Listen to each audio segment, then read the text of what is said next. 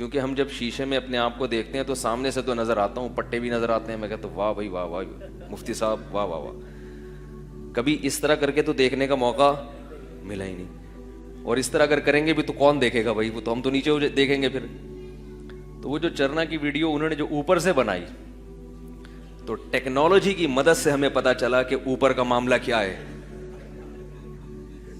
اوپر وہ صورتحال نہیں ہے جو سائڈوں پہ ہے. لوگوں کے میسج بھی آئے, حضرت یہاں تک صورتحال خطرناک ہوگی, پورا تھائی لینڈ کا ایئرپورٹ بنا ہوا ہے بھائی. میں خود بھی نہیں, مجھے پتا تھا بھائی, اوپر سے اتنے فارغ ہو گئے.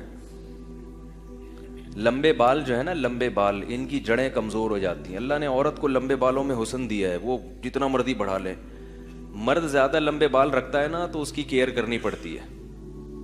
تو مجھے اندازہ ہوا کہ ایک دفعہ ٹرینڈ ہونا ضروری ہے. 2013 میں بھی اسی قسم کی صورتحال تھی. جب میں حج پہ گیا, ٹرینڈ کروائی تو بال نکل آئے اوپر, سب سیٹ ہو گیا. اب سوچ رہا ہوں کہ دہشت گردی کا جڑ سے ایک دفعہ خاتمہ, ایک دفعہ ٹرینڈ کرائیں گے تو انشاءاللہ بال کچھ تو ہوگا, انشاءاللہ کچھ رپورٹ اچھی آئے گی. خیر نہیں بھی ہو گئے تو کیا کرنا ہے, اگ جائیں تو اچھا ہے, اللہ تیری بڑی رحمت ہوگی. کیا خیال ہے؟ تو بال بھی اللہ کی بہت بڑی نعمت ہے. پہلے میں نہیں سمجھتا تھا بالوں کو نعمت, میں یہ سمجھتا تھا کہ گنجا ہونا کیا ہے. کیونکہ ہم دیکھتے تھے بھائی تبلیغ والے بھی گنجے رہتے ہیں زیادہ تر, سب تو نہیں. خانقاہوں میں ہم دیکھتے تھے کہ جو اہل اللہ سے تعلق رکھتے ہیں وہ بھی کیا رہتے ہیں, ٹرینڈ کرا کے رکھتے ہیں. تو میں یہ سمجھتا تھا کہ ٹرینڈ کرانا کیا ہے افضل. کسی نے بتایا کہ حضرت علی رضی اللہ تعالیٰ عنہ کی سنت ہے, اور پھر ہم نے روایت پڑھی کہ حضرت علی فرماتے تھے کہ مجھے اپنے سر سے دشمنی ہو گئی. وہ ایک روایت ہے, تو میں سر کیا رکھتا ہوں, سر صاف رکھتا ہوں. تو ان روایتوں سے میں یہ سمجھتا تھا کہ, لیکن جب ہم نے خود ریسرچ کی, خود تحقیق کی, تو پتہ چلا کہ بال رکھنا کیا ہے افضل. نبی کے تو پٹے والے بال تھے, صحابہ کے بھی بڑے بال ہوا کرتے تھے. دوسرا, بالوں میں زینت ہے, اللہ نے بال دیے ہیں رکھنے کے لیے. حدیث میں آتا ہے, صحیح حدیث ہے. جلدی سے یہ بات سمجھ کے اپنے موضوع کی طرف آ رہا ہوں کہ پچھلی امتوں میں 3 شخص تھے جو بڑی آزمائش میں تھے. اللہ نے فرشتے کو بھیجا, فرشتے نے پوچھا کیا مسئلہ. ایک نے کہا کہ غربت ہے, ایک کو پرابلم یہ تھی اس کے بال نہیں تھے سر پہ, تو لوگ مذاق اڑاتے تھے. تو اس فرشتے نے کہا کیا چاہیے. فرشتہ نہ مختار کل نہیں ہوتا. لوگ کہہ سکتے ہیں جب فرشتوں سے مدد مانگنا جائز ہے تو نبی سے کیوں جائز نہیں ہے. فرشتے کو اللہ نے بھیجا تھا کہ یہ جو ان کی حاجت ہو بتا دو, وہ حاجت میں پوری کر دوں گا. تو ورنہ وہ لوگ اس وقت کے نبی سے بھی مانگ سکتے تھے. تو فرشتے نے کہا کہ بھائی ٹھیک ہے. تو گنجے کے سر پہ بال نکل آئے, اور جو غریب تھا اس کو اللہ نے مال و دولت دے دی, اور جو کوڑ کا مریض تھا اس کو بھی اللہ نے شفا دے دی. پھر وہ فرشتہ دوبارہ گیا انسانی شکل میں, تو ان میں ایک شخص آزمائش میں کامیاب ہوا, شکر گزار بنا, 2 کیا ہو گئے, ناکام. یہ اللہ نے امتحان کے لیے بھیجا تھا. تو بہرحال وہ قصہ حدیث لمبی ہے, وہ اس کی تشریح میں چلا گیا تو موضوع چینج ہو جائے گا. تو اس حدیث سے یہ پتہ چلا کہ یہ گنجا ہونا کیا ہے, اللہ کی طرف سے, بولو بھائی, آزمائش ہے. کیا ہے, آزمائش. اسی وجہ سے حج اور عمرے کے موقع پہ گنجا کروایا جاتا ہے, کیونکہ حج بھی کیا ہے, ایک آزمائش ہے. حج میں اور عمرے میں ایسے کام کروائے جاتے ہیں جو ہماری فطرت سے میچ نہیں کرتے.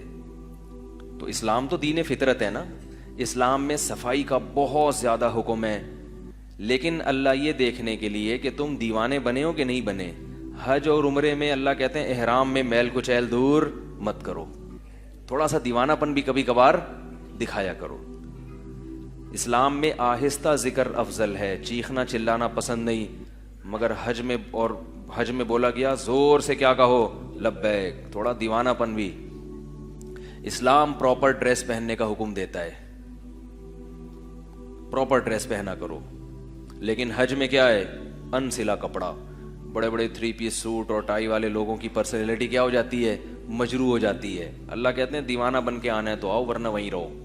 یہ اتارو کوٹ ٹائی پینٹ وینٹ, ایک بازو ننگا رکھو شروع کے چکروں میں, ٹھیک ہے نا. تو کچھ یہ قسم کی ٹریننگ ہے اور دیوانگی کا اظہار ہے. اور بہت ساری چیزیں حج میں جتنے کام ہیں نا سارے خلاف قیاس ہیں, اسلام کے عمومی مزاج سے میچ نہیں کرتے. کنکری, ابراہیم علیہ السلام تو کنکریاں جب ماری تھی تو اوریجنل شیطان تھا وہاں پہ, اب کوئی شیطان تھوڑی ہے. وہ جو انہوں نے پلر کھڑا کیا ہوا ہے وہ تو وہ جگہ ہے جہاں شیطان تھا, تو اس جگہ کو یاد رکھنے کے لیے کہ مس نہ ہو جائے تو اس جگہ کو پتھر مارتے ہیں, وہ ستون مقصد تھوڑی ہے. تو یہ بھی خلاف قیاس ہے. بھائی اب تو وہاں کوئی بھی نہیں ہے شیطان, بس آپ مارو اور کنکریاں. اور اگر وہاں بالفرض شیطان ہے تو پھر ایسے کیوں مارو ہیں بھائی, ایسے ایسے کیوں کنکریاں مارو, تو اٹھا کے مارو. لیکن کیا حکم دیا, ایسے کنکریاں ماری جاتی ہیں, 7 کنکریاں. اگر کوئی وہاں کھڑا ہو شیطان, بولے گا شکر ہے جوتے نہیں مار رہے, تو جوتے ماریں گے تو بظاہر ایسا لگتا ہے اور اچھا ہے, مگر نہ جیسا بتا دیا ویسا کر لو. صفا مروہ کی سعی ہے, دوڑ ہے, یہ سب چیزیں خلاف قیاس ہیں. تو اسی میں یہ کہ احرام جب تک نہیں کھلے گا جب تک سر پہ اس طرح نہیں چلے گا. تو ان تمام باتوں سے پتہ چلتا ہے کہ گنجا ہونا کیا ہے, ایک آزمائش ہے. اتنی بڑی بھی نہیں ہے, پریشان نہ ہو جو گنجے ونجے بیٹھے ہوئے ہیں یہاں پہ. مطلب ہے کہ بہتر ہے کہ بال ہوں تو زیادہ اچھا ہے. کیا خیال ہے, آدمی بیوی کو بھی اچھا لگتا ہے, دوستوں کو بھی اچھا لگتا ہے. کل میں نے ایک صاحب کے دیکھا پورا ایئرپورٹ نا کم عمری میں ہی, اور جب قدرتی بال گرتے ہیں تو بڑا زبردست ایئرپورٹ بنتا ہے, وہ رن وے بنتا ہے بالکل. ان کو ہیلمٹ پہننے کی ضرورت نہیں ہے. میں نے کہا آپ ویسے ہی ہیلمٹ ہیں, بے تکلفی تھی ان سے. تو میں نے ان سے کہا بال لگوا لیں یار کہیں جا کے. آج کل ٹیکنالوجی کی برکت سے بال بھی کیا لگتے ہیں, لگ جاتے.